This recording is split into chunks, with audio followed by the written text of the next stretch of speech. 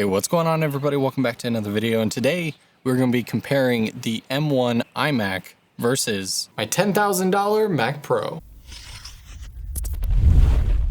So first of all, let's talk about the design of the iMac. There's a lot of varying opinions on this because, of course, design is relatively subjective, especially when it comes to colors. This is not the new iMac Pro. This is the new iMac, and the iMac has always been supposed to be this like fun machine that kind of stands out in terms of a unique design, and I think this accomplished it tenfold. But to me, this is very much like Her, the movie vibes, especially with the white bezels. That's probably caused the most amount of like debate in the tech community, and I think it actually was the right decision. A guy who likes matte black everything, I think white bezels was the smart move, again, for this model. Colors out of the way though, this design is near perfect. Yes, it has quite a big chin, but when you think of the fact that pretty much all the computing components are down there, speakers included, this thing is insanely light. Most of the time, if you watch unboxing videos or seen anyone else review this, they talk about how light it is. This feels as light as like my iPad Pro with the Magic Keyboard. It's insane. And the thinness of it, again, this is what people thought computers of the future would look like,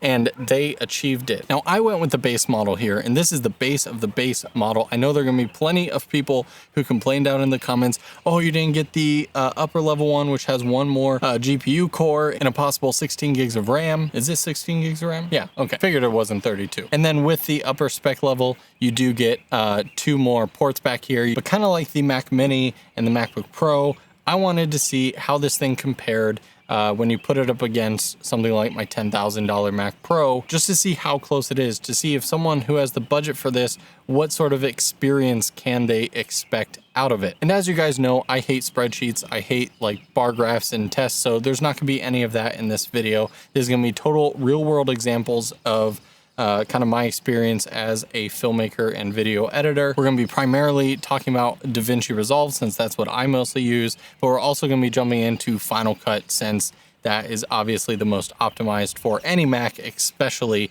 an M1 Mac. If you're new around here, quick tech spec rundown of it. It is the base model 8-core machine from 2019. It's got 160 gigs of RAM, 24 gigs for the GPU, split between two different graphics cards, and the internal 256 SSD that it came with it is only for the OS and applications. I keep all my video projects and working files on a 2TB NVMe SSD that I have inside there. You can also see we're pushing to 3 monitors. We've got the LG Ultrafine 5K, we've got the LG 31MU97B 4K, and then just a 1080p 13-inch monitor from Desk Lab. Now, before we get into any actual video editing, I want to open up Blackmagic disk test speed.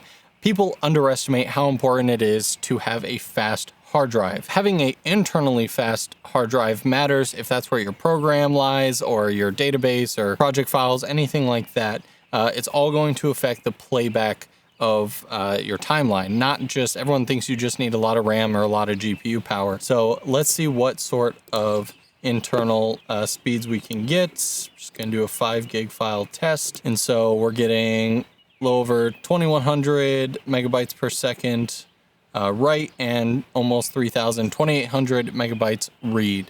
So that is crazy fast. Man, I remember a couple years ago, that would have been unheard of. And on my Mac Pro, let's run the same disk speed test. And we're actually gonna run 2 tests for this computer because I wanna test the internal SSD that the computer came with from Apple, and then the 2TB NVMe SSD that I actually edit off of that will ultimately affect my video projects and the timelines. And first thing, we'll do the internal SSD. And here our writes are actually about half of what the M1 was showing, coming in at around 1300 megabytes per second, and in the second run 1000, so we can see it's even less efficient. And the first reads were nearly 3000, now they're down to 2600 megabytes, so faster reads, slower writes than the M1, still in the same ballpark, I guess, but definitely a bit slower. So now let's see what the 2TB NVMe SSD gives us. So our writes were actually getting about the same as the M1, just over 2000 megabytes per second, and pretty comparable read speeds as well, around 2350 megabytes per second for the reads. It's definitely in the same ballpark as the M1, so I think both machines are pretty comparable when it comes to their hard drives.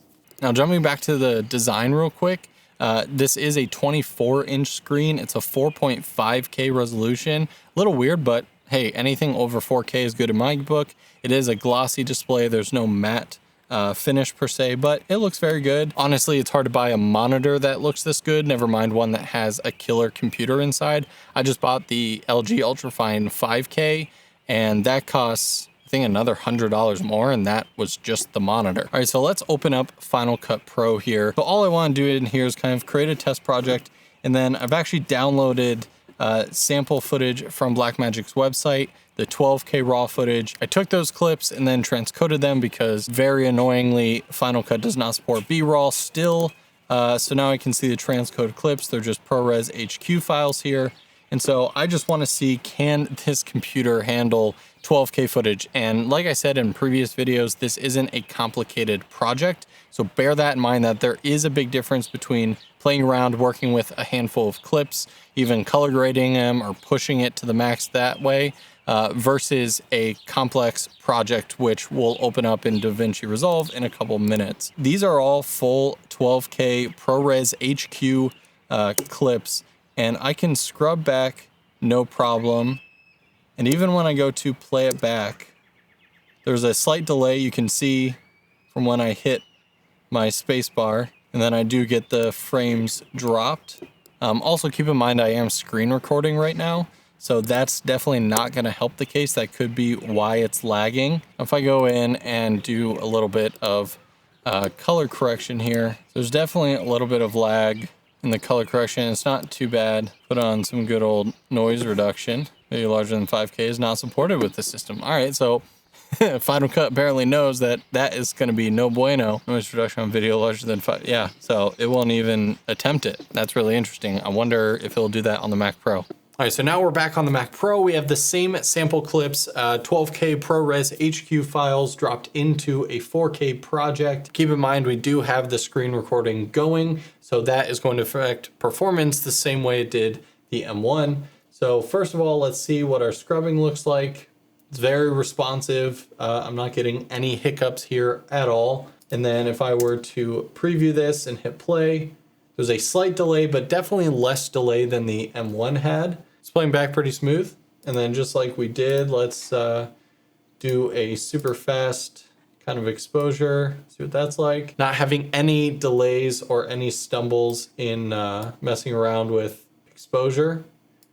It's extremely responsive and not stuttering at all. And then that's right, let's check about the noise reduction, because it wouldn't even let us do it. And here we can see it is indeed processing the noise reduction. So on this computer, Final Cut has analyzed that it can handle it. Also keep in mind that on both computers, I had background render turned off. So this is playing back in its like completely raw, non-optimized format as well. Kind of curious, so I'm going to turn on background render just to show the difference.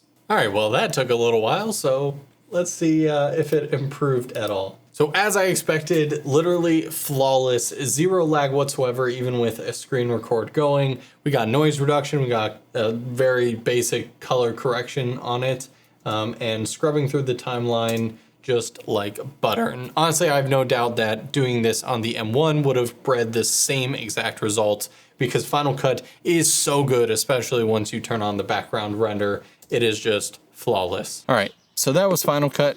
I know that was pretty easy and normal, but now I want to do the real test, which is opening up DaVinci Resolve here. Now here I'm actually going to load in my M1 iPad Pro video that I uploaded earlier this week. So this is the full project, everything shot in 6K. As you can see that this is our timeline resolution and everything, so playback is definitely going to be buggy, but let me go into proxy, go to quarter resolution, which is what I normally do anyway. Let's see, we got, when I hit play, there's definitely a big lag.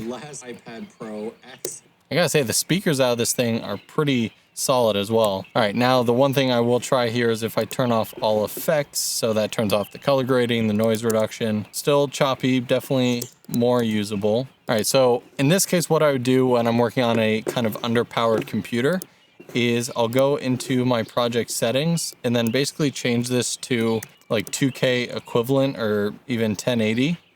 But if I want to keep relatively the same aspect ratio, then it'll take a second to affect it. So now we're pretty much getting normal playback.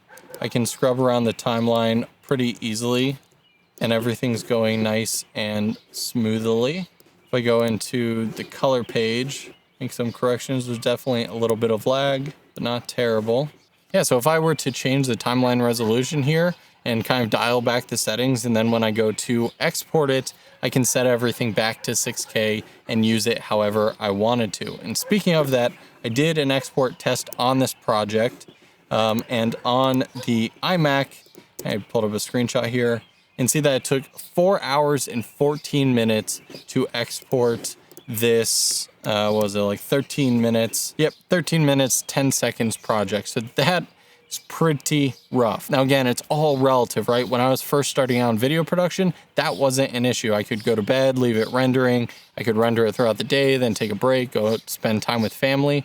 But when you're doing this stuff multiple times a day for, again, different channels and clients and stuff, you need things to export really, really quickly. All right, so back on the Mac Pro in the DaVinci Resolve project. Now a little different to the M1, you can tell that the computer is having to push it to 3 different screens. So I plan on doing a in-depth video on my entire video editing workflow, but I have multiple editing keyboards hooked up. This I use for my timeline and my small preview windows. I have my effects, my media bay, and my audio levels on the smaller monitor. And then I use my 5K monitor as a clean feed, just so when I'm doing color corrections, I can make sure that everything is looking properly exposed in proper colors, since that's my most accurate monitor. Now currently I'm on a 6K timeline, so I'm still on 6144 by 2560. So shuttling through the timeline, I can see that it definitely has some lag to it. It's not buttery smooth, right?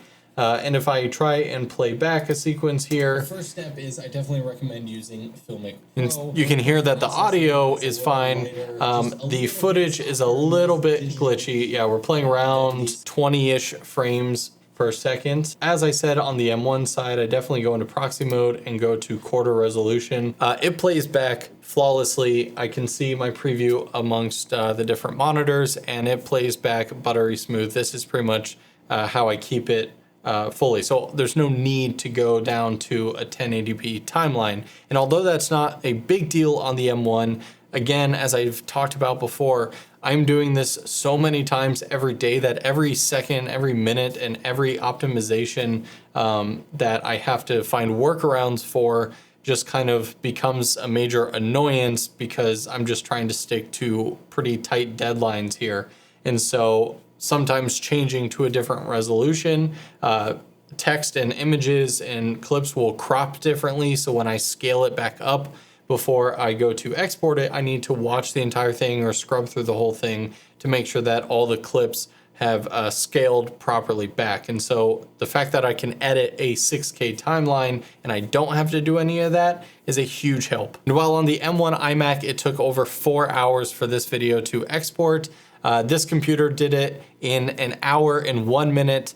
And also that was while I was using Photoshop to edit the thumbnail. I was watching YouTube in the background and doing some other minor tasks. On the M1 machine, I pretty much just hit export and just left it overnight and came back. So the M1 was solely focused on doing the video export. Here I could still do other things in other processor intensive programs. So overall, my experience on the iMac is a good one. Again, this is 1/10 of the price of my Mac Pro, and I would say that it's probably got 30 to 40% of the same performance experience. So that means that if this is what you have the budget for, absolutely you can get the work done. You just have to do some workarounds for dealing with higher resolutions and more complex projects. Now again, this video is centered towards people who are into video editing. So if you're like the majority of people who just want to buy this computer for everyday use, maybe, or if you're using programs like iMovie, things like that,